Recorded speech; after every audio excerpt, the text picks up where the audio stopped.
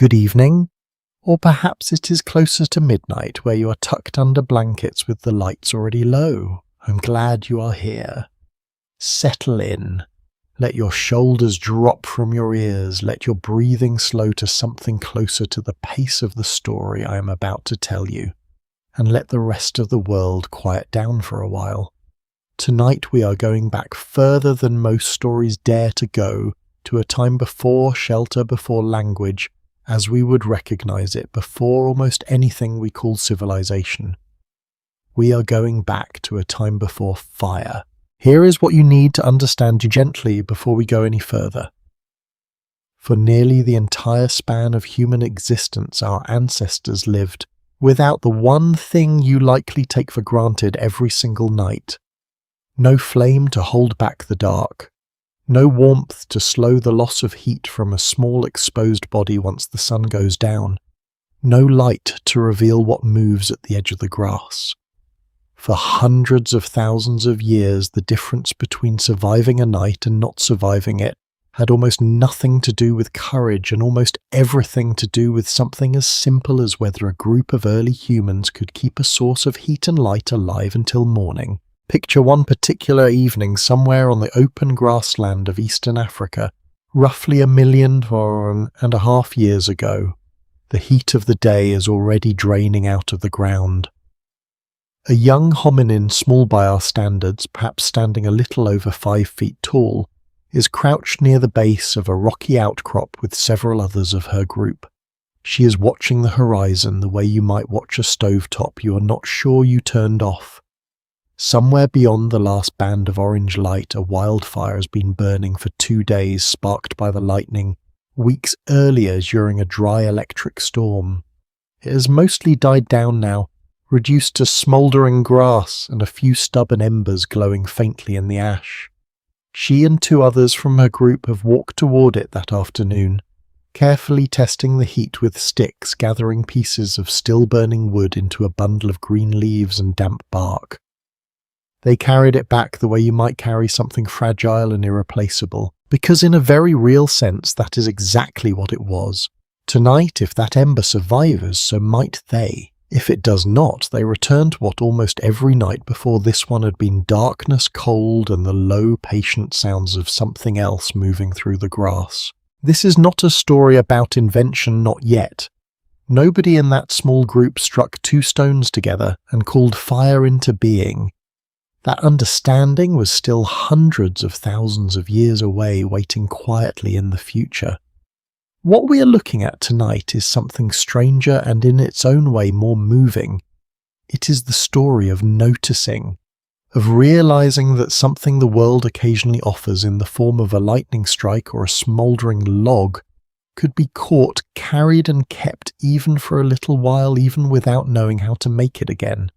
Scientists studying ancient cave floors in southern Africa have found traces of exactly this kind of behavior, burned bone fragments and microscopic ash carried deep into places where no natural blaze could have reached, on its own evidence that something or someone brought that fire inside deliberately. The evidence remains incomplete, and researchers still debate precisely how early this behavior began and how consistently it was practiced. But what survives in the record suggests something remarkable. Long before our ancestors could create fire, they had already learned that fire was worth chasing, worth carrying, and worth protecting with everything they had. Before we go further into that story, I want to ask something small of you, if you do not mind. If this is the kind of history you've been looking for, the real story told slowly, and without needing to shock you into staying awake, it helps enormously if you take a moment to subscribe and tap the like button before you drift off tonight. It costs you nothing, and it tells me that stories like this one are worth continuing to make. I would also love to know in the comments where in the world you are listening from tonight and what first drew you to a story like this one. I read every one, even the ones left at 3 in the morning. Now, let us get comfortable and let us go back. 2 million years ago, give or take, the ancestors of every person listening to this tonight were not yet fully human in the way we would recognize the word. They were something in between upright, clever, with their hands capable of shaping stone into simple tools, but still deeply physically vulnerable in a way that is easy to forget from the comfort of a warm bed.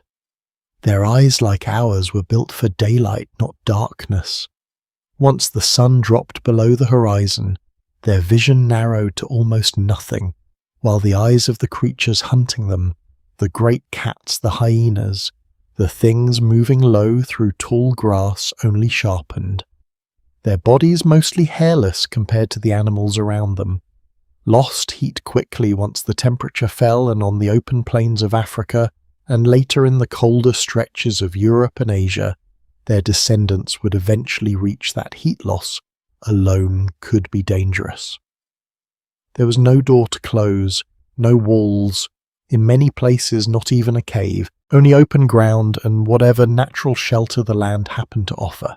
And yet they were spreading. Slowly, generation by generation, groups of early humans were expanding outward from the warm heart of Africa into places that grew colder, darker, and more demanding with every passing mile. It is one of the quieter mysteries of our origins, one that mainstream archaeology continues to piece together with real care. How did a creature this physically unprepared for cold and darkness manage to survive and eventually thrive in environments that seemed built to punish exactly those weaknesses? Part of the answer, as we will spend the coming hours exploring together, begins with that single act on that grassland evening. A small group of hominins looking at a dying wildfire and choosing for reasons we can only partly reconstruct to walk toward it instead of away. What that choice cost them, what it demanded of them night after night for hundreds of thousands of years before anyone learned to strike a spark on command, is where this story truly begins. Because before fire became a tool, before it became a hearth, before it gathered families and shaped diets and quietly rewired the human brain over unimaginable stretches of time, it was something far more fragile than any of that. It was a single borrowed flame entrusted to hands that did not yet know how to make another one, carried through the dark by people who understood in the deepest and most physical sense exactly what it meant to lose it. The fire that group carries back from the grassland is not in any sense finished with its demands. Getting an ember home is only the beginning of a labour that will stretch on unbroken for as long as that flame is meant to survive. And this is where the story deepens into something researchers find genuinely fascinating, because keeping a fire alive without knowing how to relight it turns out to be one of the most demanding, most quietly organised tasks any small band of early humans could take on. Consider what it actually requires. A flame needs fuel constantly, and not just any fuel. Green wood smokes and smothers itself. Wet wood refuses to catch at all. What a fire wants is dry grass, dry twigs, dry branches, the kind of material that on an open plain exposed to rain and dew is not always easy to find and is almost never found by accident in the exact quantity needed night after night for weeks or months at a time. Someone has to notice hours in advance that the fire is hungry.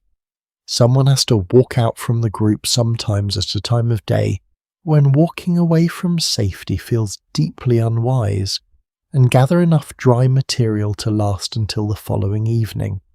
And then someone has to feed that fire steadily through the night, a small amount at a time, because too much fuel at once can smother a flame just as thoroughly as too little. This meant almost certainly that someone had to stay awake.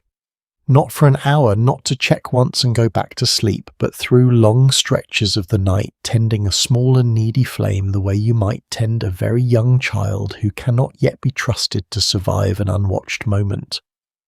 Anthropologists who study the earliest evidence of hearths have come to see this as something significant in itself, not simply a technical chore, but possibly one of the first organised forms of shared nighttime labour in the story of our species.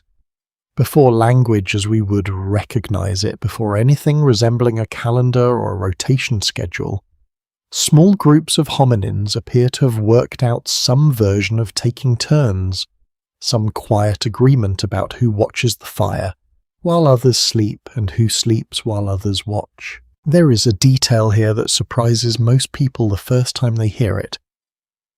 And it comes not from the deep past directly, but from something closer to our own era, which gives us an unexpected window into what a fireless or fire-fragile existence might once have looked like. When European explorers and colonists first encountered certain island populations in the 19th century, some groups living on the Andaman Islands in the Bay of Bengal, and separately some communities in Tasmania were described as carrying fire with them at all times, tending it obsessively, and appearing according to those early and imperfect accounts not to know how to create a new flame from nothing if the one they carried went out. Scholars still debate how accurate or complete these particular historical descriptions really are, since much of what was recorded came from outside observers who often misunderstood or oversimplified the cultures they encountered, and some of these claims have since been questioned or revised by later researchers working more carefully with descendant communities. But even treated with appropriate caution, these accounts offer something valuable. They suggest that fire dependency without fire creation was not only possible but sustainable for extended periods of human history, right up until relatively recent times in certain isolated corners of the world. Which means that the earliest hominins on that African grassland were not facing some brief, easily solved inconvenience. They were living inside a condition that for some human populations persisted for an extraordinarily long time. Now think for a moment about what this constant tending actually cost a small group beyond simple exhaustion. Every person assigned to a night watch was a person not fully resting, not fully recovering in an environment already demanding enormous physical effort, just to find food and avoid becoming food for something else. Every walk out to gather dry fuel was a small repeated risk, a body moving alone or in a pair away from the safety of numbers at exactly the hours when visibility was lowest and danger was highest. And every failure, every night the fire guttered out despite everyone's best effort because the wind shifted, or the rain came without warning, or simply because the wood ran out before dawn meant the entire group woke to the same vulnerable darkness their ancestors had lived inside for countless generations before that first ember was ever carried home. And yet something else was happening during all of this. Something that historians of human behavior consider just as important as the physical survival itself. A fire that must be watched, fed and protected through the night is also a fire around which people are by simple necessity gathered, not scattered across open ground the way a resting group without fire might once have spread themselves for safety, but drawn inwards toward the one point of warmth and light available to them. Even in these earliest and most fragile stages, before anyone understood what fire would eventually make possible, the basic architecture of gathering of a shared circle facing a shared center appears to have already begun taking shape.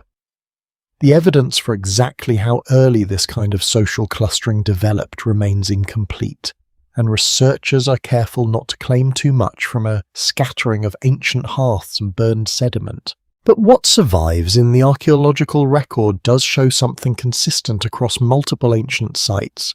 A tendency for stone tools, food, remains, and other signs of daily life to concentrate tightly around the places where fire was kept rather than spreading evenly across a campsite the way they might if no single point held everyone's attention. There is a kind of quiet irony sitting underneath all of this one worth sitting with for a moment before we move forward. The very fragility of that borrowed flame, the fact that it demanded constant, careful, shared attention just to continue existing, may have been part of what pulled these early groups closer together, both physically and socially, long before fire itself became a tool for cooking or crafting or anything more elaborate. The thing that could have divided a group through exhausting labor and constant low-level fear of loss appears instead to have helped bind it. Necessity in this case seems to have shaped behaviour in ways that would echo forward for nearly 2 million years into every fire that would ever be built after this one. None of this made the nights easy, it is worth saying plainly, because life was brutal does not mean pretending otherwise, that for every ember successfully carried home and kept alive, there were almost certainly countless others that were lost. Fires that could not be relit went out for reasons no one could always control, and when that happened, a group did not simply lose warmth and light. They lost for a time the small accumulated advantage that had begun to separate them from every other creature moving through the darkness around them.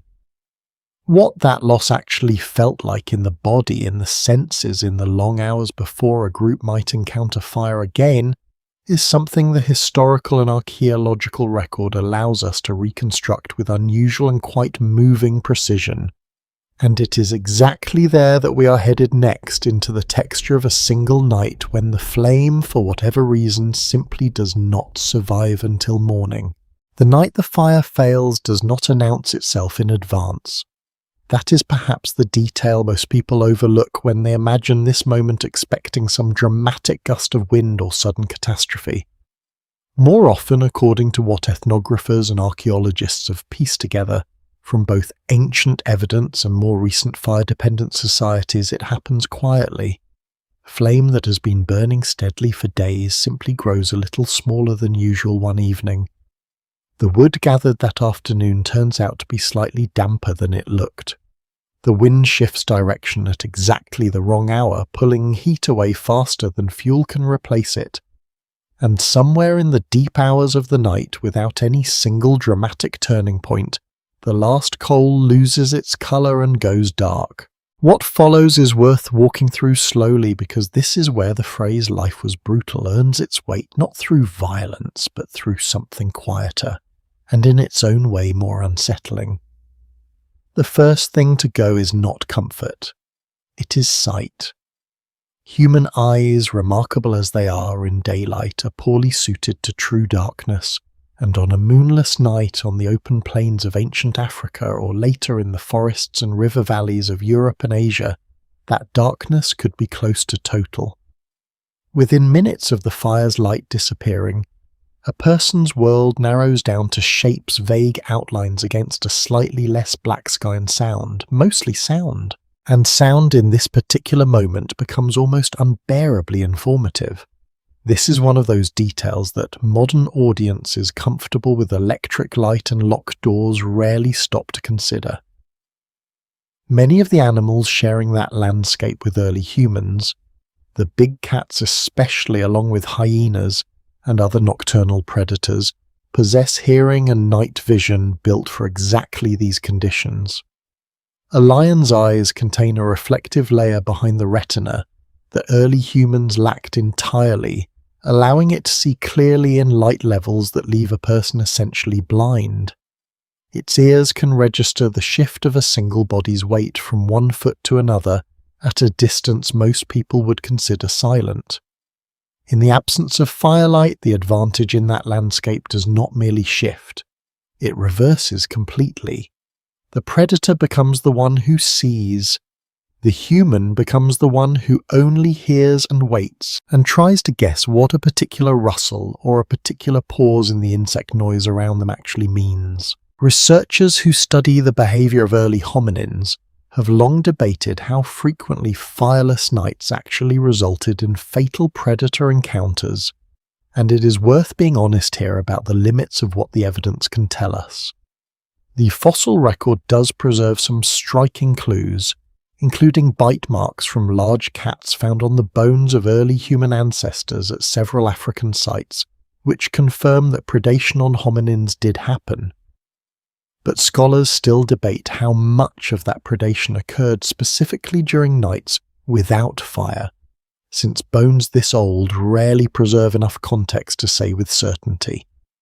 What the evidence does allow us to say with reasonable confidence is that the physical vulnerability was real and constant, and that the psychological experience of that vulnerability night after night likely shaped behaviour in ways that reached far beyond any single encounter that did or did not end in tragedy. Because here is the layer of this story that tends to surprise people the most, the one that goes beyond simple physical danger into something closer to a hidden architecture of the human mind.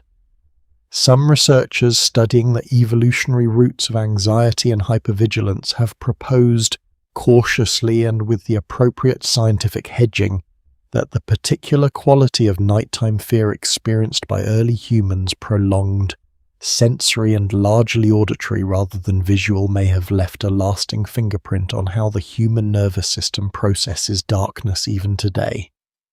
The evidence for this remains genuinely incomplete, and it would be overstating things to claim any direct provable line running from a hominin crouched in the dark 1,000,000 years ago to a modern person feeling uneasy in an unlit room, but the hypothesis itself that some of our most basic and seemingly irrational fears may carry a distant echo of a time when darkness was not merely uncomfortable but statistically dangerous, offers a genuinely striking way of understanding why fire even now feels emotionally significant to us in a way that seems to exceed its purely practical value. A candle at dinner, a fireplace in a quiet room. These small modern comforts may be resting on something considerably older than most people realize. There is also a physical dimension to a fireless night that deserves attention separate from predators entirely, and it concerns something as basic as temperature. On the African savanna, daytime heat can be intense, but nighttime temperatures frequently drop far more than most people expect, sometimes falling 20 degrees or more within a few hours after sunset. Without fire, without substantial shelter, and without the kind of dense body hair that keeps many other mammals insulated, early humans faced a real and measurable strain on their bodies simply from heat loss. Small children and infants would have been especially vulnerable since a smaller body loses heat proportionally faster than a larger one. Some researchers who study thermoregulation in early hominins have suggested that the ability to reliably access warmth may have placed real limits on where early human groups could successfully live and raise offspring, quietly shaping the map of early human expansion long before anyone was consciously choosing a destination based on climate. The picture here, as with so much of this deep history, is built from careful inference rather than direct proof, and the most widely accepted reconstruction holds that fire access and thermal stress were significant factors, even if we cannot always measure their precise weight at any single ancient campsite. What all of this adds up to, when you sit with it for a moment, is a much more specific understanding of what it actually meant to lose a fire, beyond simply losing light. It meant a body working harder to stay warm through the night, using energy that could not then be spent on the next day's search for food. It meant a mind straining to interpret every sound in the grass, likely for hours, since sustained vigilance of that kind does not simply switch off after a single tense moment passes. It meant quite plausibly that a group's collective alertness the following day was diminished, its members somewhat less rested, somewhat more anxious, moving through daylight hours still carrying the residue of a difficult night. None of this shows up dramatically in the archaeological record the way a burned hearth does. It lives instead in the quieter human cost of an experience that left no bones, no ash, no direct trace at all, only the behavioral patterns and physiological responses that may still in some faint and distant way be travelling with us. It's worth pausing on one more small human detail before we move forward, because it captures something that easily gets lost in discussions of survival pressure and evolutionary adaptation. Groups that had recently lost a fire did not simply wait passively for danger to pass. Evidence from stone tool distribution at several ancient sites suggests that hominins likely drew physically closer together during periods without fire clustering tightly, rather than spreading out a behavioral response that mirrors what many social mammals do when facing shared threat. In other words, even stripped of light, even stripped of warmth, These early humans appear to have reached instinctively for one of the only resources still fully within their control on a night like this: each other. Bodies pressed close for shared warmth, and perhaps just as importantly for the simple and ancient comfort of not facing the dark completely alone. That instinct to gather close when the world outside turns uncertain did not disappear once fire became more reliable.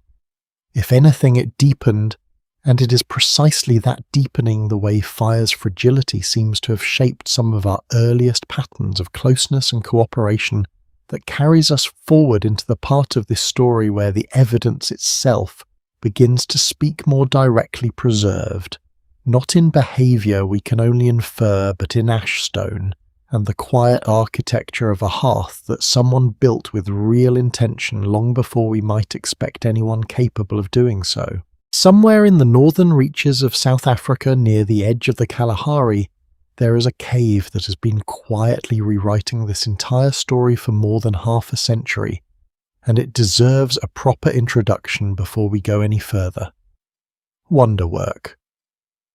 Cave stretches back roughly 140 meters into the base of a hill, a long, dim throat of stone that's been collecting layer upon layer of sediment for close to 2 million years. People have been digging into its floor since the 1940s, and what they have found there patiently layer by careful layer has become some of the most important physical evidence we have for everything we have discussed so far. Here is where the story shifts gently from imagination grounded in reasonable inference towards something closer to direct proof. Because everything you have heard until now, the ember carried from a wildfire, the exhausting nightly labour of tending a flame, the darkness and vulnerability of the nights when that flame failed, rests on a foundation of careful reconstruction. Scientists piece these details together from bones, from comparison with more recent human societies, from an understanding of animal behaviour and human physiology. It is rigorous work, but it is inference. What a cave like Wonderwork offers instead is residue. Actual physical trace left behind by actual hands at a specific place at a specific time. The evidence itself is remarkably small in scale, which is part of what makes it so quietly astonishing.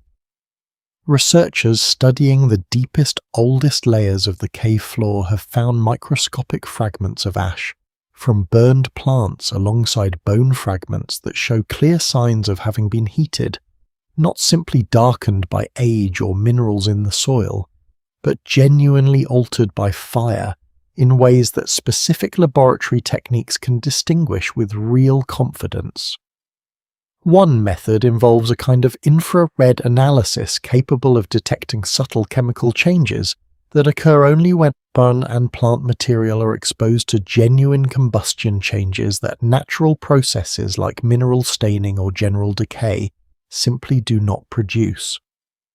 When researchers first applied this technique to material from Wonderwork roughly 1 million years down in the sediment, they were not looking at charcoal you could hold in your hand. They were looking at traces so fine they required a microscope and careful chemistry simply to confirm they were looking at fire at all. And this is worth sitting with for a moment because it says something quietly moving about how this part of history survives. Unlike a battle or a monument, unlike a written record or even a stone tool, the earliest evidence of human fire use exists almost entirely at a scale invisible to the naked eye. It survives as ash so fine it resembles dust as bone, altered at a molecular level tucked deep inside layers of cave floor that took hundreds of thousands of years to accumulate above it. The story of humanity's first relationship with fire is in a very real sense written in a language only modern chemistry can fully read. What makes Wonderwork especially significant beyond simply confirming that fire was present is where exactly that evidence sits within the cave. The burned material was not found near the entrance where a wildfire outside might plausibly have crept in on its own, driven by wind or by chance. It was found deep inside, well beyond the point where sunlight reaches in sediment that would have required someone to physically carry burning material a considerable distance into complete darkness.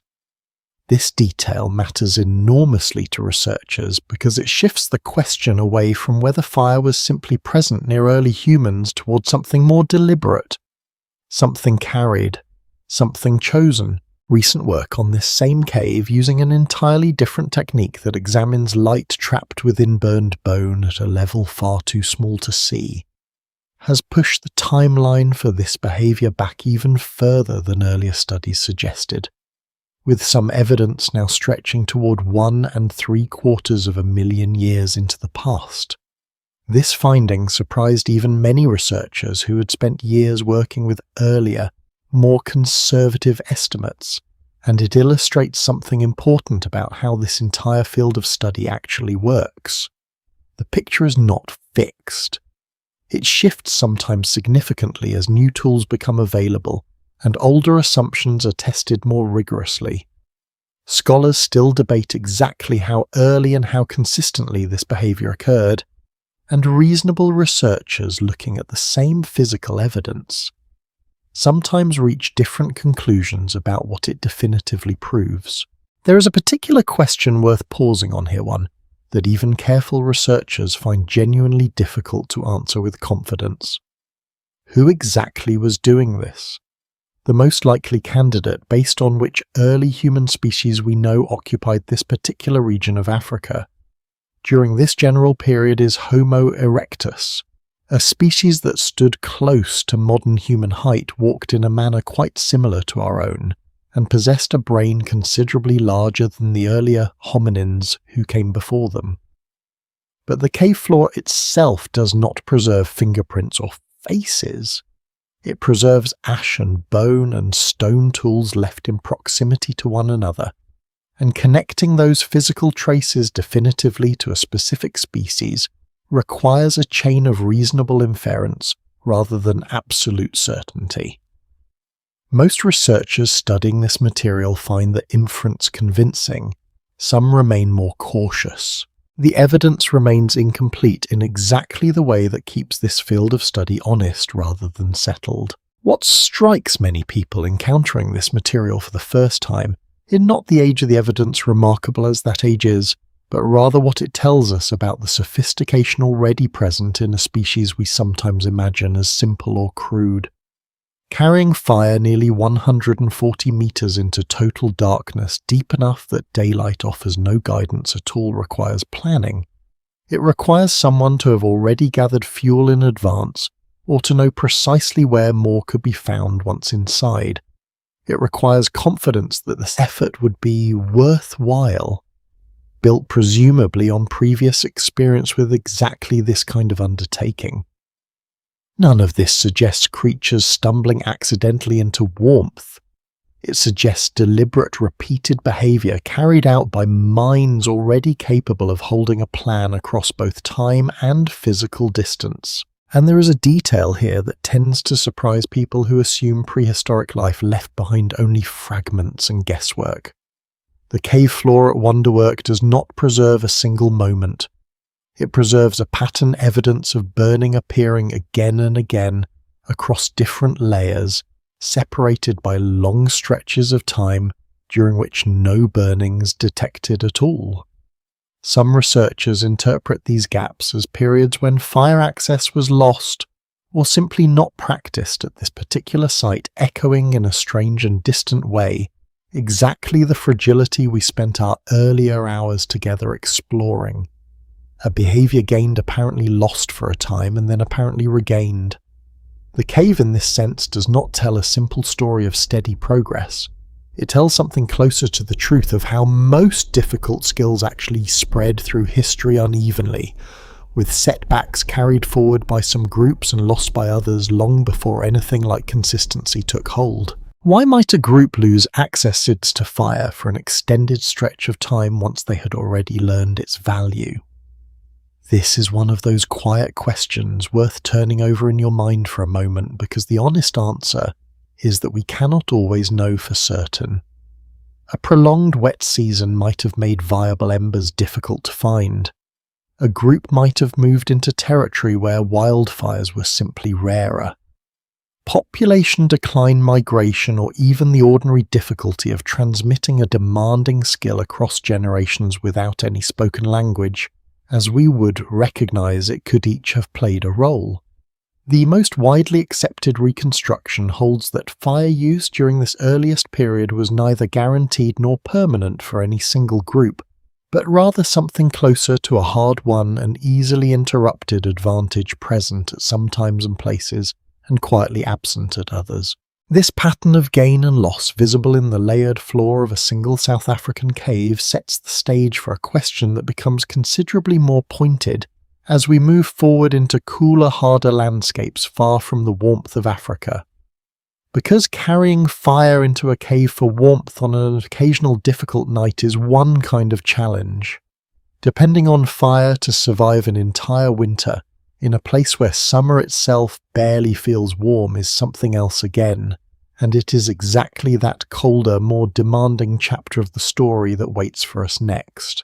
Something changes quietly but decisively when this story leaves Africa and moves north into the valley carved by the Jordan River.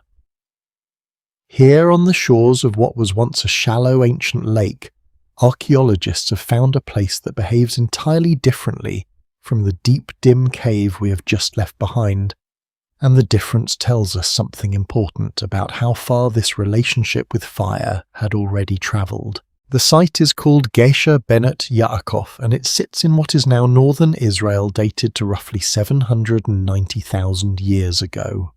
Unlike the faint molecule deep traces preserved at Wonderwork, what turns up here is unmistakable even to an untrained eye.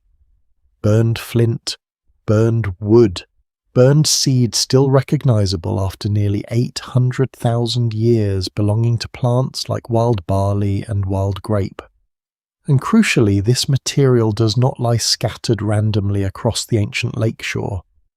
It clusters tightly and repeatedly in the same specific spots, appearing again and again through layer after layer of settlement, which researchers have come to describe almost affectionately as phantom hearths, since so little survives of the fire itself beyond the scorched material left circling where it once burned. What did people gathered at one of these hearths actually eat hundreds of thousands of years before agriculture, before pottery, before almost anything we would recognize as a kitchen?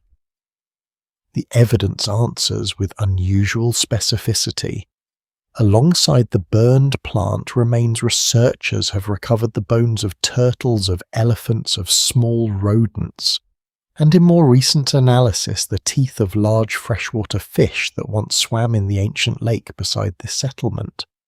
Some of those fish teeth show physical changes consistent with exposure to cooking temperatures, evidence that someone hundreds of thousands of years before written history began was heating fish before eating it, whether by roasting or some early form of steaming near hot stones. It is worth sitting with that detail for a moment. Long before anyone could write down a single word, someone standing on the edge of that lake already understood that food changed for the better when fire touched it. This is where the story becomes something more than survival, and it is worth being precise about why. A single hearth used once might mean nothing more than a fire built out of pure necessity on one difficult evening. But a hearth used repeatedly in the exact same location across generations of occupation suggests something closer to habit, even to memory.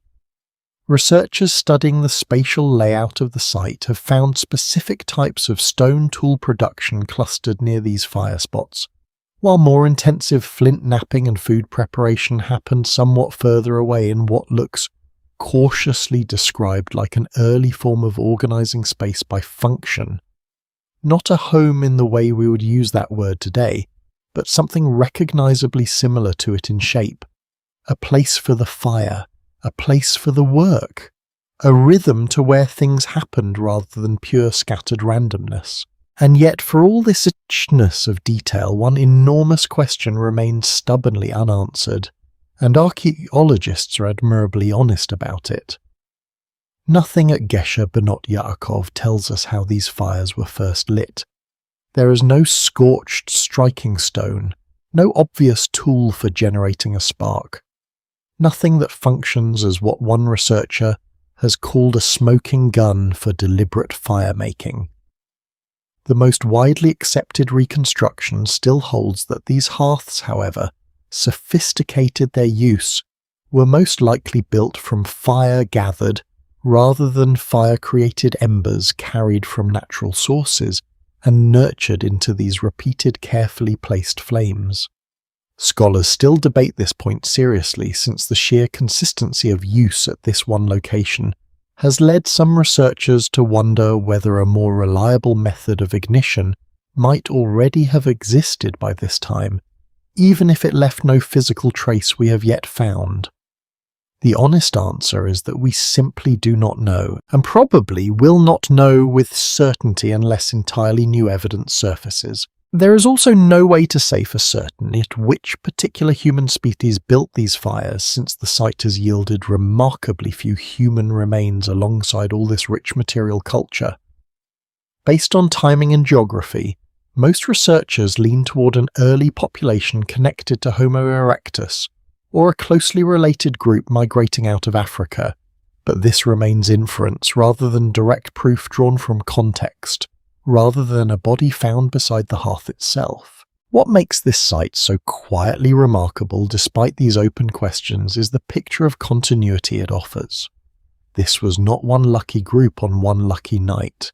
This was, by the evidence available, a place returned to again and again across a span of time, so long that dozens, perhaps hundreds of human generations lived and died without ever knowing anyone else had once done exactly what they were doing in exactly the same spot beside the same quiet lake. And that raises a gentler, more human question worth carrying forward with us. If fire could already be gathered, tended, and returned to with this much consistency, what did it take and how much longer did it require before someone finally learned to summon a flame from nothing at all without needing to wait for lightning to offer the first spark? The debate over how and when fire truly became a human habit turns out to be one of the liveliest disagreements in the entire field of archaeology, and it is worth walking through honestly because the two competing pictures could hardly be more different from one another. For a long time, the general assumption among many researchers was straightforward enough. If early humans were spreading north into colder parts of the world, into what is now Britain, into the heart of Europe, then surely fire had to be travelling with them. How else could a species built for the African plains possibly endure a European winter without some reliable source of warmth? It seemed almost too obvious to question. Then, a little over a decade ago, two archaeologists named Will Robrooks and Paula Villa decided to actually test that assumption properly, rather than simply accepting it. They built a database of over 100 sites across Europe spanning more than 1 million years of prehistory, and combed through the physical evidence for fire at each one, sorting reliable traces from questionable ones. What they found surprised even many of their colleagues. Sites older than roughly 400,000 years showed remarkably little convincing evidence of habitual fire use, even in regions where winter temperatures regularly dropped well below freezing. Early humans, it appeared, had pushed into some of the coldest parts of the ancient world without the steady, dependable fire we might assume was essential for survival there. This finding runs directly against the story we've been building together so far, and it is worth pausing to notice that tension rather than smoothing it over. If a group of hominins could occupy a place like ancient Britain over 800,000 years ago, in a landscape where snow was a real seasonal presence without habitual fire, then perhaps fire was less absolutely essential to cold weather survival than earlier generations of researchers assumed. Perhaps thick, fat layers, careful shelter, and simply enduring discomfort played a larger role than fire itself for a very long stretch of human history. Robrooks himself has described much of the earliest evidence as circumstantial, a word worth sitting with, since it captures precisely how careful serious researchers try to be before declaring anything settled. And yet almost as soon as this picture seemed to take hold, a new discovery arrived to complicate it further in exactly the way good science tends to keep complicating things. At a site called Barnham in the eastern part of England, archaeologists working in recent years uncovered something dated to roughly 400,000 years ago that looks considerably more deliberate than a simple gathered ember. Alongside heat-cracked stone tools and baked sediment, they found small fragments of iron pyrite, a mineral that, when struck sharply against certain types of stone, produces a shower of sparks hot enough to ignite dry material. Pyrite does not simply wash up naturally at a habitation site in useful quantities. Someone appears to have deliberately brought it there. This detail matters enormously because pyrite used this way represents something categorically different from carrying a captured ember. It suggests tentatively a group of early humans, quite possibly early Neanderthals or their immediate ancestors, who understood that fire could be summoned on demand, using a tool kept specifically for that purpose rather than only preserved once it happened to already exist. Some of the researchers involved in the Barnham discovery have suggested this may represent the earliest evidence yet found for genuine fire-making rather than simple fire-keeping. But here is where the disagreement becomes especially instructive, because not every expert examining the same physical evidence reaches the same conclusion, and that disagreement is worth hearing in its own right, rather than smoothed away for the sake of a tidy story. Researchers who have spent decades studying exactly this kind of evidence elsewhere in Europe have pointed out that a truly convincing case for deliberate fire-making usually requires something more specific. A stone tool bearing visible wear marks consistent with the repeated striking evidence found more securely at considerably later Neanderthal sites roughly 50,000 years old.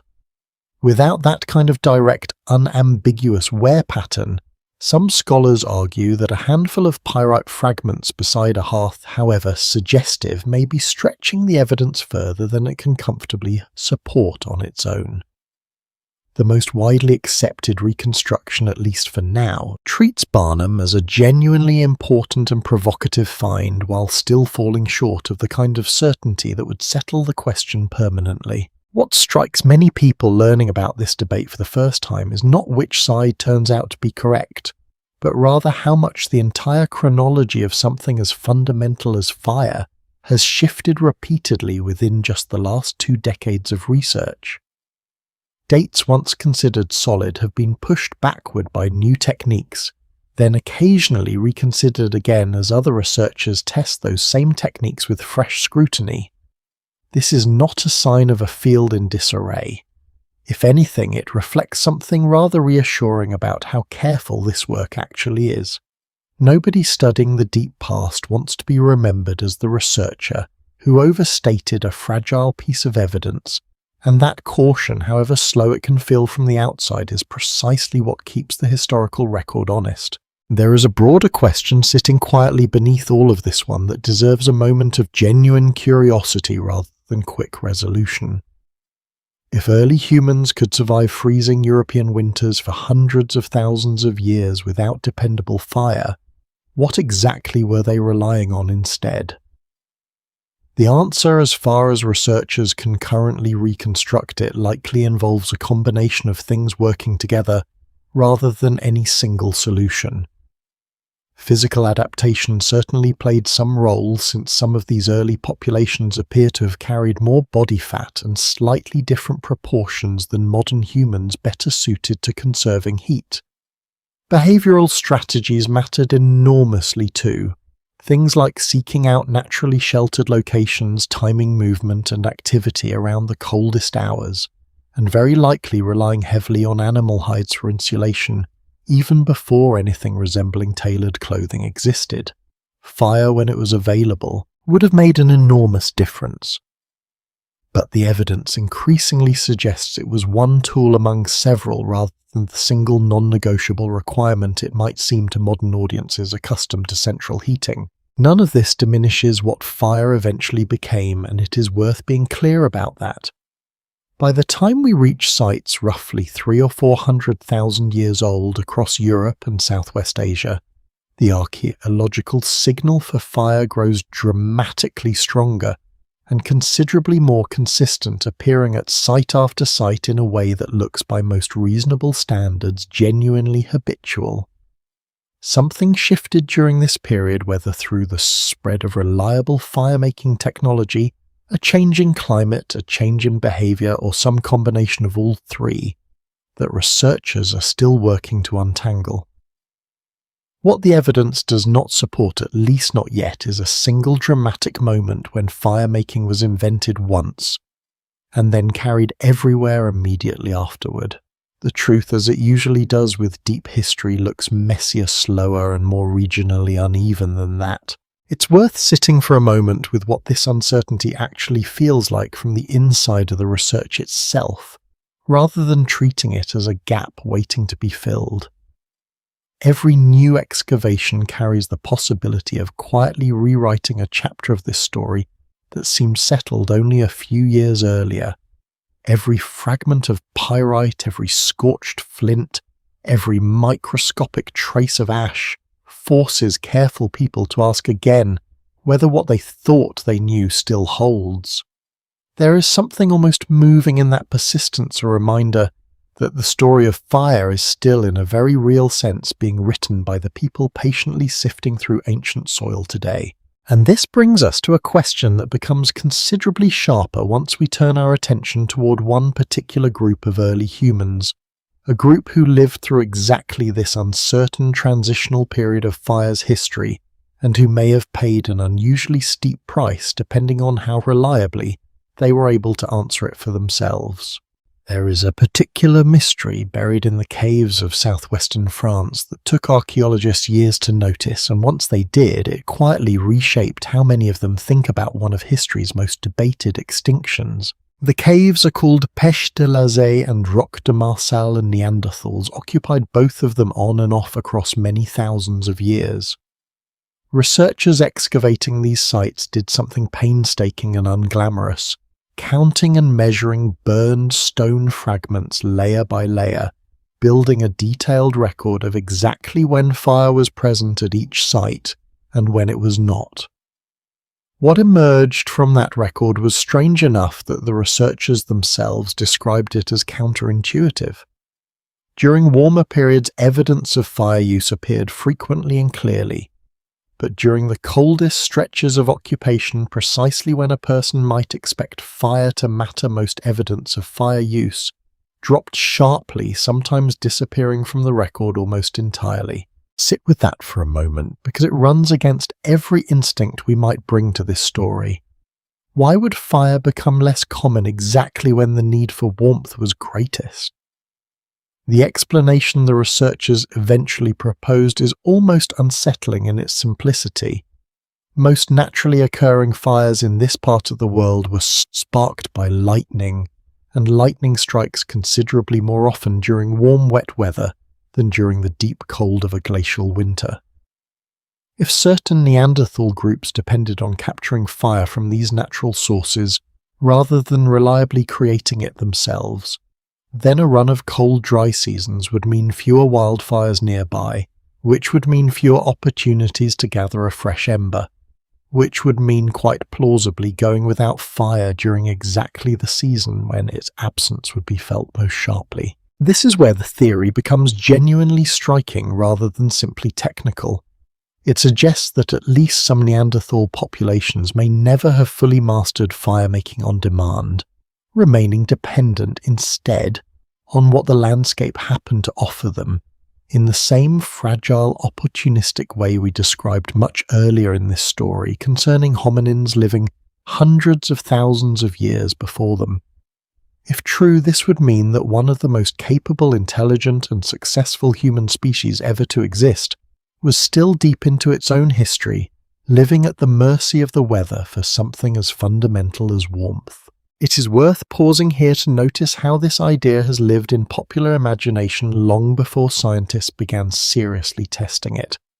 Many people are familiar even distantly with a film from the early 1980s that dramatizes exactly this vulnerability following a group of early humans whose entire existence hinges on protecting a single ember while they travel across a harsh, unforgiving landscape. The tension driving that story is precisely the tension we are describing now, not a battle or a monster, but the quiet dread of watching a flame grow smaller with no way to bring it back. What research at these French caves suggests is that this fear may not have been fictional exaggeration at all. For some real Neanderthal groups, it may have been an accurate description of daily reality. Naturally, not every researcher studying this question agrees with the fire dependency explanation, and it is worth hearing the other side, honestly. Because the disagreement itself tells us something valuable about how careful this kind of science has to be. Some archaeologists argue that the missing fire evidence during colder periods might instead reflect changes in how a cave was being used during those seasons. Perhaps shorter visits, different activities, or simply patterns of preservation that make fire residue harder to detect in certain sediment types. Under this alternative view, Neanderthals may well have been fully capable of making fire whenever they needed it, and the gaps in the record reflect something about archaeology's limitations rather than a genuine gap in ancient knowledge.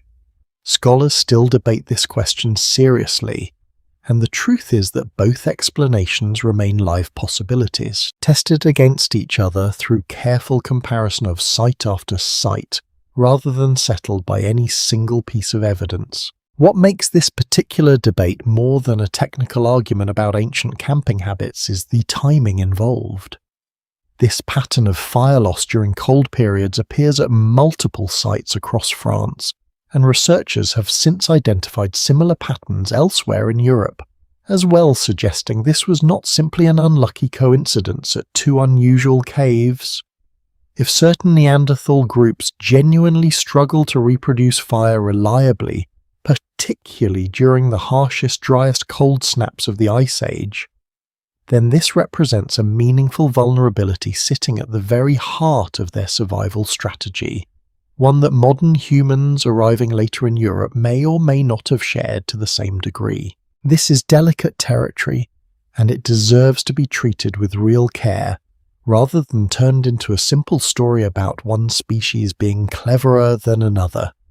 The disappearance of Neanderthals as a distinct population tens of thousands of years after the period we are discussing here almost certainly resulted from a complicated tangle of causes, including climate shifts, competition for resources, small population sizes, and very likely extensive interbreeding, with the modern humans who eventually shared their landscape rather than simply replacing them outright. Fire reliability, if it truly differed between these two human populations, would represent at most one thread within that much larger and more tangled story, not a single decisive explanation.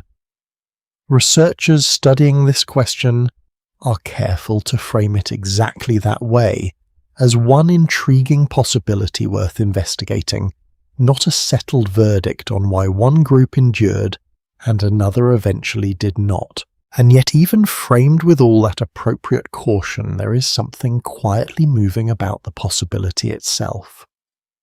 Imagine two groups of humans closely related, both intelligent, both capable, both loving their children, and burying their dead with apparent care, living through the same difficult winters, in the same difficult landscape, separated potentially by nothing more dramatic than whether one group had at some point in its history learned a particular trick with stone and pyrite that the other group had simply never encountered, or had once known and somehow lost. History rarely turns on a single hinge like that, and this story almost certainly does not either. But the fact that researchers can even ask this question seriously using nothing more than careful counts of burned stone fragments in ancient cave sediment says something remarkable about How much can still be learned from the quietest, most overlooked kinds of evidence? There is one more detail worth sharing before we move forward, because it adds an unexpectedly hopeful note to an otherwise sobering possibility. Even in the caves showing the clearest signs of this pattern, evidence for fire never disappears completely, even during the coldest layers. Traces remain faint and inconsistent, suggesting that whatever difficulty these particular Neanderthal groups faced, fire was never entirely beyond their reach. They persisted season after season, generation after generation, adapting as best they could to a challenge that we, sitting comfortably in the modern world, can barely begin to imagine having to solve without instruction, without inherited knowledge passed down in words, and very possibly without a fully reliable way of making the one thing that mattered most whenever they needed it. Which leads us quite naturally towards the moment this entire uncertain, fragile relationship with fire finally begins to change for good, toward the point somewhere in deep prehistory when a human being first discovered deliberately and repeatably how to call flame into existence from nothing more than stone, wood, and patience. The moment fire finally became something a person could summon, rather than something a person could only hope to find, does not arrive in the record as a single dramatic breakthrough. It arrives instead as a stone tool with a very particular kind of damage on its surface, damage so subtle that archaeologists spent years learning to recognize it for what it actually was. The clearest version of this evidence comes from sites roughly 50,000 years old, where researchers have identified flint tools bearing small, rounded patches of polish and tiny linear scratches, unlike the wear produced by cutting, scraping, or any other typical stone tool activity. These particular marks match with striking precision the kind of wear produced when flint is struck repeatedly and forcefully against a lump of iron pyrite, the same mineral we encountered earlier, at that much older, more uncertain site in England. When flint meets pyrite at the right angle, and with enough force it shears off microscopic fragments of iron hot enough to glow, throwing off a small shower of sparks capable of igniting the right kind of dry, fine material held ready to catch them.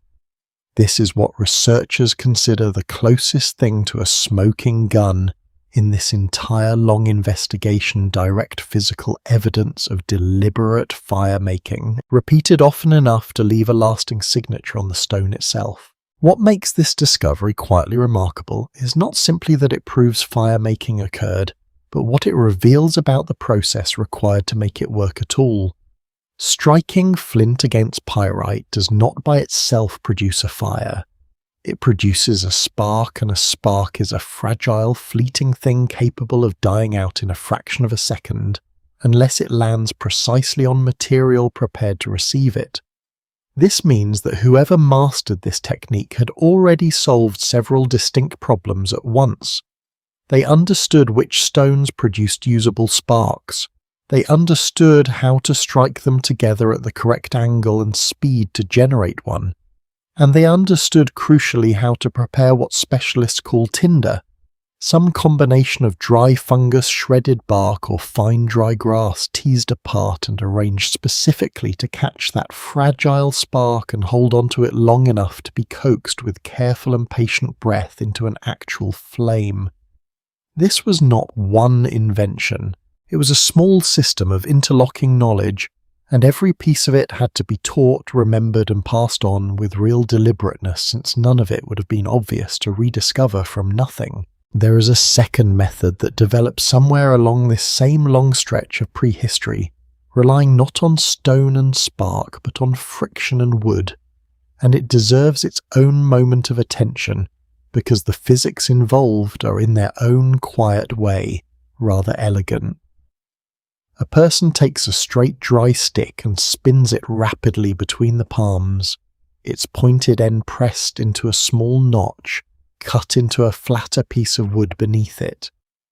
The friction generates heat, and the heat, if sustained long enough, at exactly the right point, produces a small ember of blackened wood dust that can then be tipped gently into a nest of tinder and coaxed a light in much the same way as the spark from flint and pyrite. This technique, sometimes called a hand drill, demands extraordinary patience and physical stamina, since generating enough sustained heat through hand friction alone can take several minutes of continuous tiring effort before anything resembling an ember appears.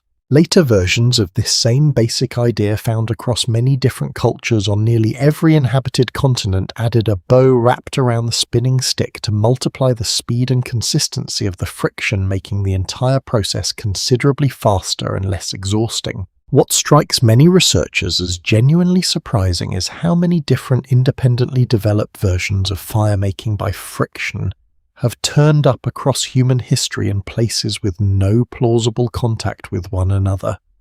Communities in parts of Africa and the Americas, across Asia, and among Aboriginal peoples in Australia, each developed their own regional variations on this same essential principle, some using a simple hand drill, others a bow, still others a technique involving rapidly sawing one piece of wood back and forth against another. This pattern suggests something important about the underlying idea itself.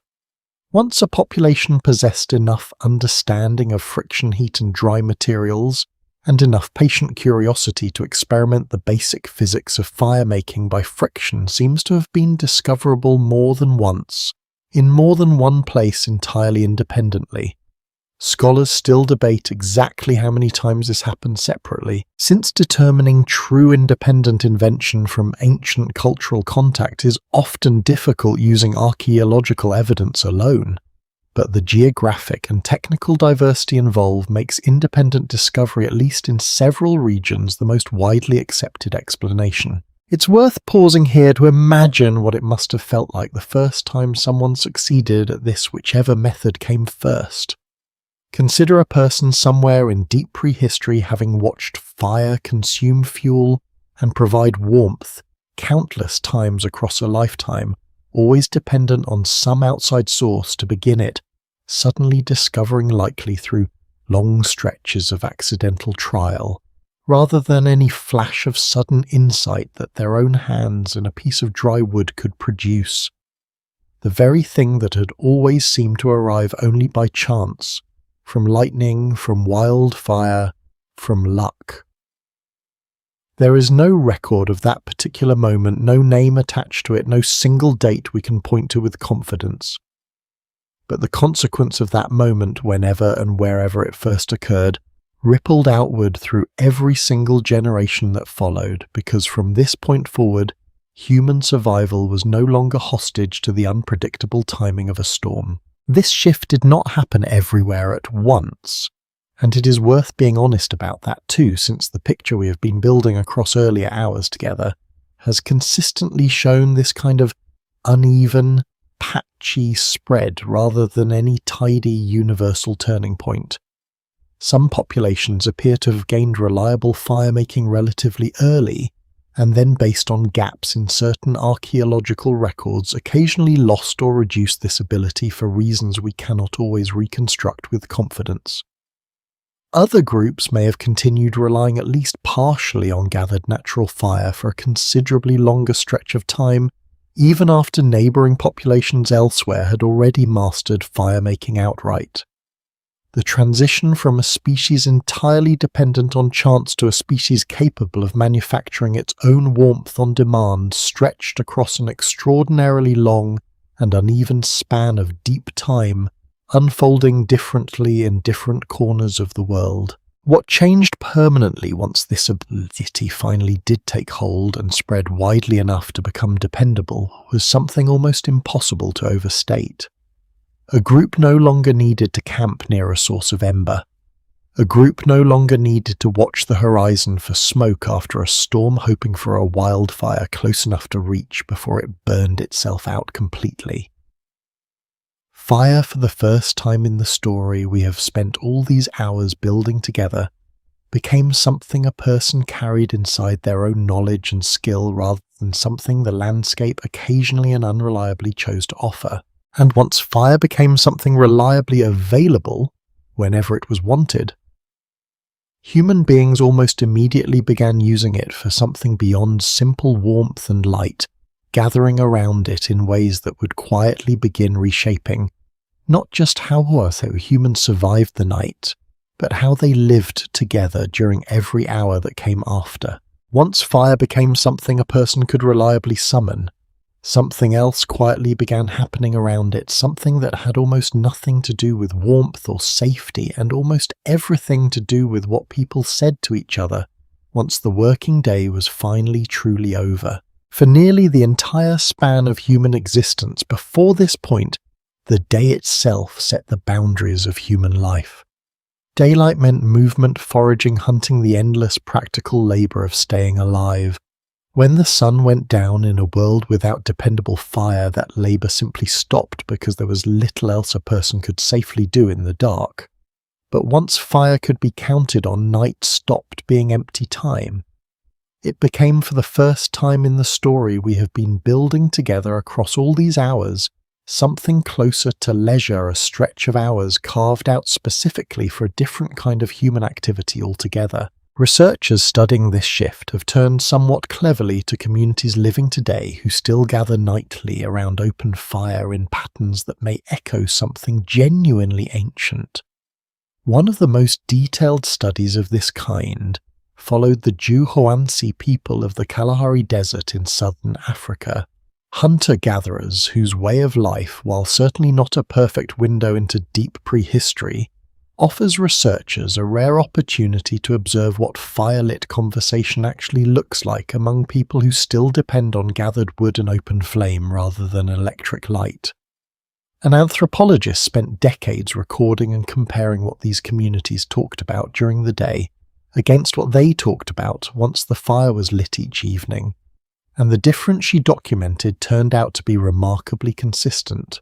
Daytime conversation in this recorded evidence centers overwhelmingly on practical matters: complaints, negotiations, small disputes over resources or behavior, the ordinary friction of people living closely together and needing to sort out who did what and who owes whom. But once the fire is burning and the working day has genuinely ended, the tone of conversation changes almost completely. More than 80% of what gets discussed around the evening fire, according to this research, consists of stories often woven together with music and often reaching well beyond the immediate concerns of the day toward distant relatives, half-remembered ancestors, and the kind of imaginative wandering talk that daytime simply has no patience for. Why would firelight specifically produce this particular shift in what people choose to talk about? One reasonable explanation researchers have offered involves simple practicality. It is difficult to work, forage, or resolve a serious dispute by firelight alone, but it is entirely possible to sit quietly facing inward toward a shared source of warmth and light and simply talk.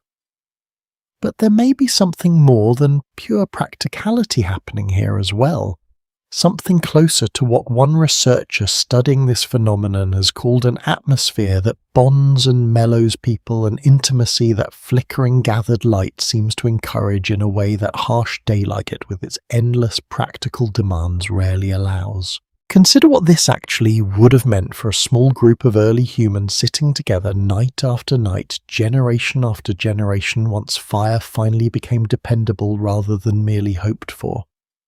Extra hours added consistently onto every single day, specifically set aside for something other than survival labor. Hours spent facing each other rather than facing outward toward danger or opportunity. Hours filled, if the pattern observed among modern fire-dependent communities holds any relevance to the deep past, increasingly with stories, some entertaining, some instructive, many likely carrying practical knowledge disguised as narrative, the kind of information a community needed every member to remember and pass along. This is where a genuinely fascinating possibility opens up, one that several researchers studying human cognitive development have taken quite seriously. Stories, especially stories told about people who are not present events that happened elsewhere, or things that exist only in imagination or belief, require a particular kind of mental flexibility the ability to hold multiple perspectives in mind at once, to imagine what someone else might be thinking or feeling in a situation you yourself never witnessed. Some researchers have proposed that these long nightly stretches of firelit storytelling may have provided exactly the kind of sustained practice needed to strengthen this specific mental skill across many generations, gradually deepening a capacity for social imagination that would eventually underpin much of what makes human culture and cooperation possible. The evidence for this remains genuinely difficult to test directly, since we cannot observe the inner mental life of people who lived hundreds of thousands of years ago, and researchers are careful to describe this connection as a compelling hypothesis rather than a proven certainty. But the correlation itself between the arrival of dependable fire and the deepening of complex imaginative human culture is difficult to dismiss as pure coincidence. There is a physical detail worth adding here too, one easy to overlook simply because it seems almost too obvious once stated plainly. A group gathered around a single fire must by simple physical necessity arrange itself in a rough circle, each person facing inward, each face lit from below in the same soft flickering way, each person able to see every other person's expression clearly for the first time all day. Researchers who study group behavior and trust have noted that this particular arrangement, an inward-facing circle with easy eye contact among everyone present, tends to encourage exactly the kind of shared attention and collective feeling that helps small groups build cohesion and mutual understanding. Before fire, resting groups of early humans likely spread themselves more loosely across open ground, watching outward in different directions for safety. Fire almost accidentally pulled everyone's attention toward a single shared center instead, and it is not difficult to imagine how that simple physical shift repeated nightly across countless generations might have gently reshaped how these early communities related to one another. None of this happened quickly, and none of it happened everywhere in exactly the same way. Different groups spread across different landscapes and different eras almost certainly developed their own particular rhythms around what an evening fire meant to them. But the underlying pattern extra hours reclaimed from darkness conversation, reshaped by proximity and light, a community quite literally facing itself rather than facing outward appears again and again wherever fire became dependable enough to build a life around. And once people were gathering this consistently night after night around a fire that no longer threatened to disappear before morning, it was perhaps inevitable that someone somewhere eventually noticed something else entirely about what that fire could do to the food being held near it. A discovery that would end up reaching far deeper into the human body than anyone gathered around those early flames could possibly have understood. There is one particular experiment worth describing here, because it captures more clearly than almost anything else in this field exactly what cooking actually does to food before it ever reaches a person's mouth. Researchers took raw meat and cooked meat identical in every other respect and fed them separately to laboratory mice, then carefully measured how much usable energy each mouse actually extracted from its meal.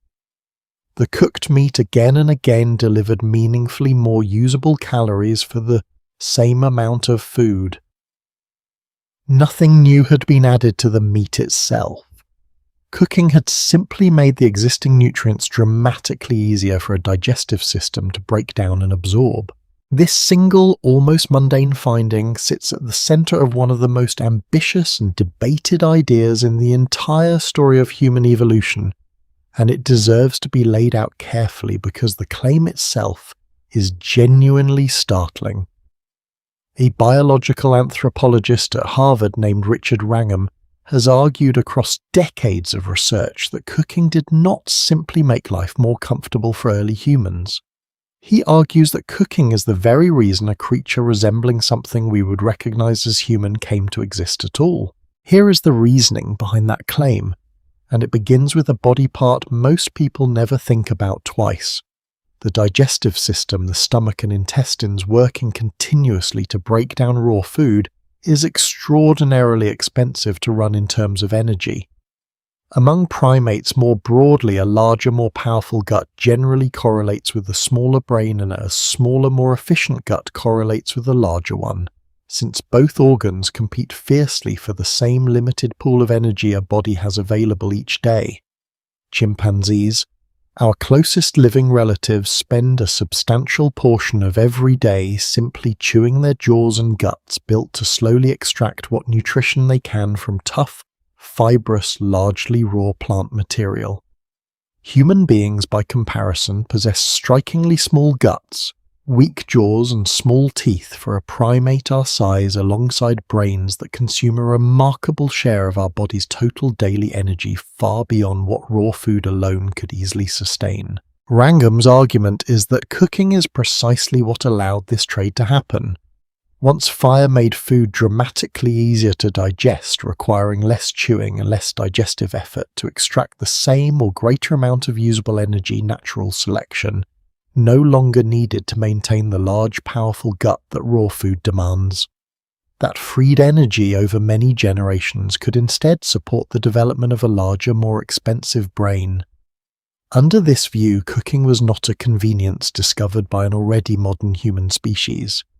Cooking was the pressure that helped shape modern humans into existing at all, transforming an earlier, more ape-like ancestor into Homo erectus, roughly 1.8 million years ago, a species already showing a larger brain, a smaller gut, and smaller teeth than everything that came before it. This is by any honest measure a genuinely bold claim, and it has not gone unchallenged. The most serious objection researchers raise concerns exactly the kind of evidence we have spent so much time exploring together across these last several hours. If cooking truly shaped Homo erectus 1.8 million years ago, then reliable controlled fire should have existed at that same early date. Yet the clearest, most widely accepted archaeological evidence for habitual fire use, as we have discussed, points toward a considerably later period closer to 400,000 years ago, with only sparse, debated, and much more fragile evidence reaching back further than that. Some researchers who study the fossil record closely also point out that certain early Homo populations already show large brains during periods when convincing fire evidence is essentially absent, which raises a fair question about whether cooking alone can fully explain everything Wrangham's hypothesis asks it to explain. Wrangham's own response to this gap is worth hearing, because it reflects exactly the kind of careful evidence weighing reasoning that keeps this entire field honest rather than dogmatic. He has acknowledged directly that the archaeological evidence available today does not yet fully match what his hypothesis would predict, and he has suggested that fire traces from such an early period may simply be rare and difficult to preserve, rather than genuinely absent from that period of human history. Whether future excavations eventually close that gap, push the archaeological evidence earlier, or ultimately fail to support such an early date, for widespread cooking remains one of the genuinely open questions in this field.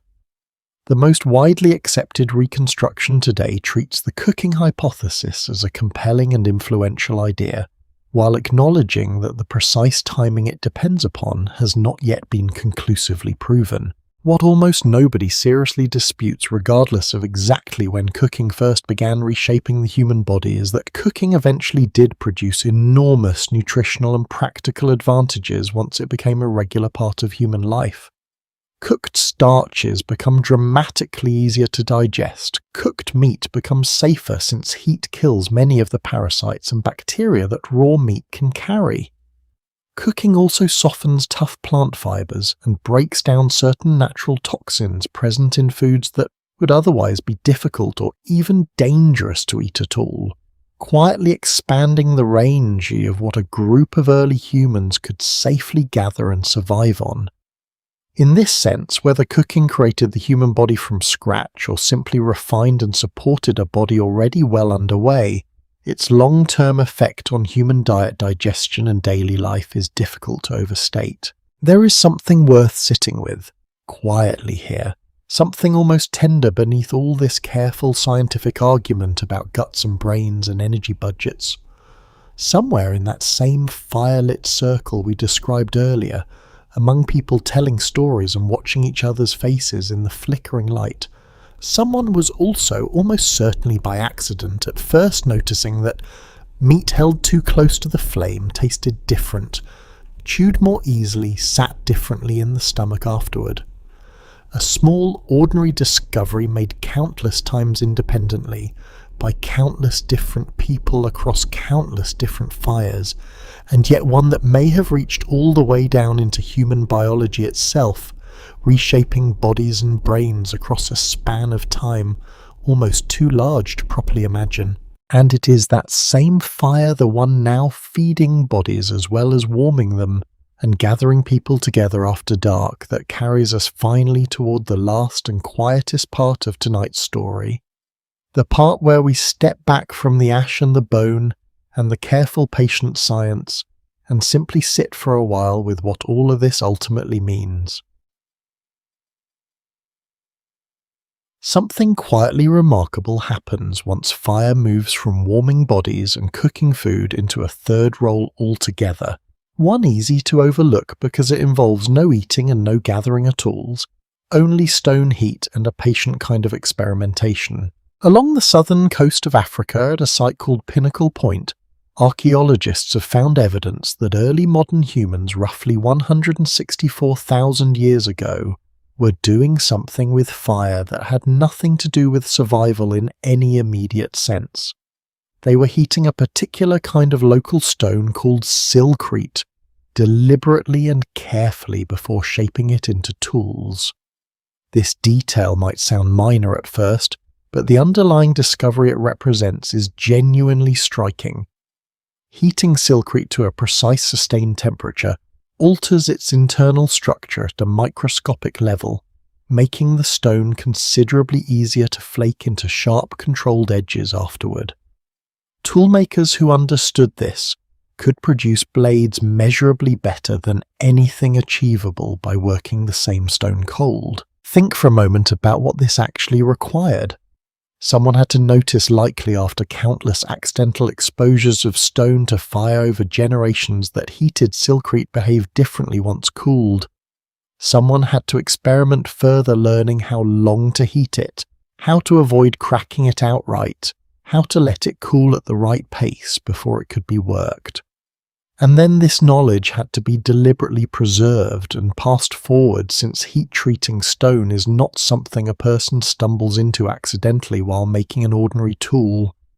Researchers studying this evidence have called it one of the earliest clear signs of humans manipulating the fundamental physical properties of a natural material for a specific technical purpose, a kind of thinking that reaches well beyond simple survival instinct into something closer to genuine engineering. This detail matters enormously for the larger story we've been building together, because it shows fire quietly becoming something far more versatile than warmth, light, or even food. Fire was becoming a tool for transforming other tools, for reshaping the very substance of the world into forms it would not have taken on its own. By tens of thousands of years later, this same underlying idea, deliberately using heat to change the properties of raw material, would eventually lead toward pottery, fired hard enough to hold water, and much later still toward metals drawn molten from ore. None of that later transformation was possible without this first quiet realization made by unnamed hands on a South African coastline that fire could reach past the surface of things and remake what lay beneath. There is a broader consequence worth sitting with here as well, one that returns us to a question we raised much earlier in this story concerning how humans eventually managed to spread across nearly the entire habitable world. Reliable fire that could be made rather than merely found fire, capable of transforming food and stone alike, appears to have coincided with a period of dramatic human expansion out of Africa and eventually into environments considerably harsher than anything earlier hominins had permanently settled. Populations pushed into the cold interior of northern Asia, eventually crossing into landscapes near the Arctic Circle environments where survival, without dependable, controllable fire, seems almost impossible to imagine. The most widely accepted reconstruction holds that fire mastery was one crucial thread among several alongside clothing, shelter, construction, and social cooperation that together allowed human beings to occupy nearly every corner of the planet within a relatively short span of evolutionary time. Scholars still debate the precise weight fire carried compared to these other factors, since disentangling exactly which adaptation mattered most in any particular migration remains genuinely difficult using the evidence currently available. What would it have felt like, one wonders, to be among the first generations of people crossing into a landscape of true sustained cold snow underfoot for months at a time? Daylight reduced to only a few hours in the depths of winter, with nothing standing between a small group and that relentless environment except the knowledge, carried carefully, in their own hands and memory. Fire was not a comfort in that setting. It was the entire non-negotiable foundation on which everything else depended. The difference between a livable winter and no winter survived at all. And so fire, by this point in our long story together, has quietly become almost everything at once. Warmth against the cold, light against the dark, protection against predators, a gathering point for language, memory, and story, a tool for food, and now a tool for reshaping stone itself. It has travelled an extraordinary distance from that single fragile ember, carried across an African grassland by hands that did not yet know how to make another one. And it is worth pausing gently to consider just how far that distance truly stretches before we let this long night story come at last quietly to its close. Every story we have followed tonight, whether it moved through African grassland or Israeli lakeshore French, limestone cave or the freezing edge of Siberia, has really only ever been circling around one single quiet fact. A creature not particularly fast, not particularly strong, not armoured, not fanged, not built for cold or dark or hunger, found a way to borrow something the world only occasionally offered, and then spent nearly 2 million years slowly, unevenly, imperfectly learning to make that borrowed thing entirely its own. It is worth holding all of it together for a moment before we let it go. The young hominin crouched by a dying wildfire, deciding to walk toward it rather than away. The exhausted, unnamed people taking turns through the night feeding a flame that could not yet be relit, understanding in their bodies what it meant to lose it. The long dark hours when the fire did fail anyway, when sight gave way entirely to sound, when a predator's patience outlasted a small group's courage, and when some of those groups we must assume simply did not see morning. The faint molecule deep ash inside a South African cave, waiting nearly 2 million years for a microscope precise enough to finally read it. The lakeside hearths in the Jordan Valley, used again and again by people who could not have known anyone would ever return to study the ground beneath their feet. The careful, honest disagreement among modern scholars still unresolved over exactly when borrowed fire became invented fire. The quiet, aching possibility that one closely related group of humans may have struggled with this transition more than another, and that this single difference among many others may have nudged the long balance of survival in ways we can only partly reconstruct. The spark finally struck deliberately from stone. The circle of faces gathered afterward lit from below, telling each other stories that reached toward people who were not there, and worlds that did not yet exist. The changed body, the smaller gut, the larger brain, quietly rearranged over unfathomable stretches of time by something as ordinary as cooked meat. The heated stone worked into a sharper blade by hands that understood, however dimly, that fire could reach past the surface of things and remake what lay beneath. None of this was inevitable. That is perhaps the detail worth sitting with longest. At almost every stage of this story, things could easily have gone differently. The ember could have died before it reached the outcrop. The cave floor at Wonderwerk could have been abandoned before the pattern of return ever took hold. The particular stroke of flint against pyrite that finally produced a usable, repeatable spark could have taken another 10,000 years to occur, or 100,000, or might never have happened in quite the way it did. We exist, all of us listening tonight, because countless ordinary decisions made by people whose names no record preserves happen to go a particular way again and again across a span of time too vast for any single human mind to properly hold. This is where the history of fire quietly becomes something larger than fire itself, something closer to a pattern, visible across nearly every chapter of the human story we have ever managed to reconstruct. Power once gathered tends to feel permanent to those who hold it, and yet it rarely is. Advantage once secured tends to feel guaranteed, and yet it almost never is. The people who first carried fire into that South African cave could not have imagined a day when carrying it would no longer require walking toward a distant column of smoke, praying the wind held steady long enough to reach it.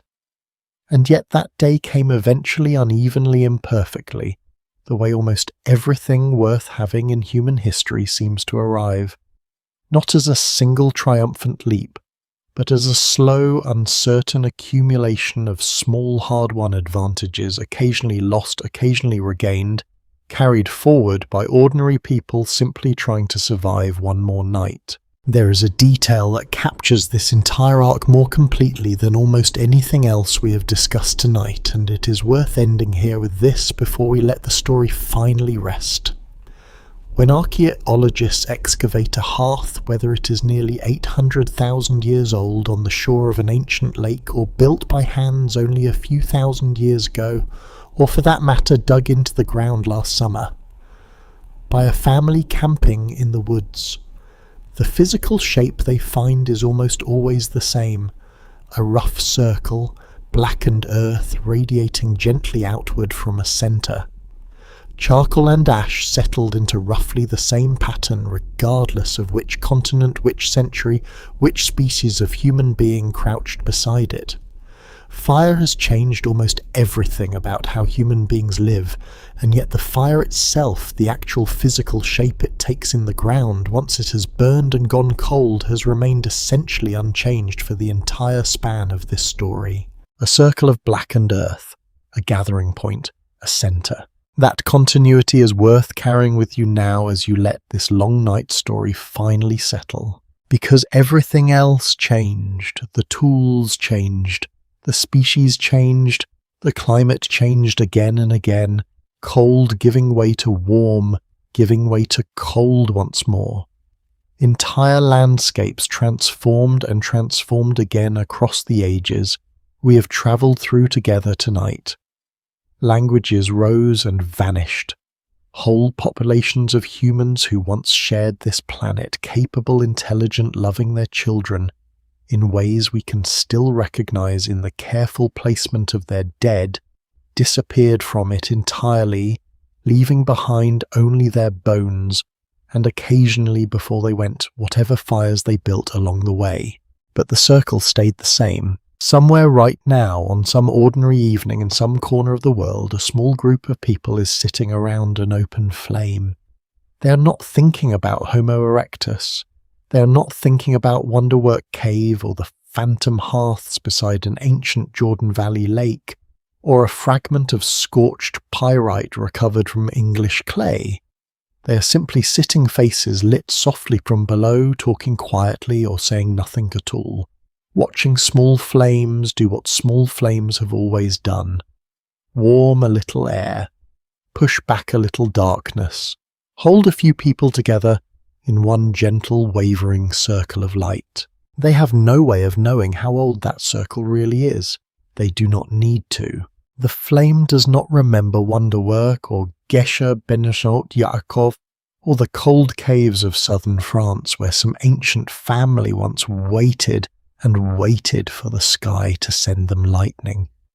It does not remember the first spark struck deliberately from stone, or the first story ever told beside it, or the first meal ever changed by its heat into something a smaller, hungrier body could finally afford to eat.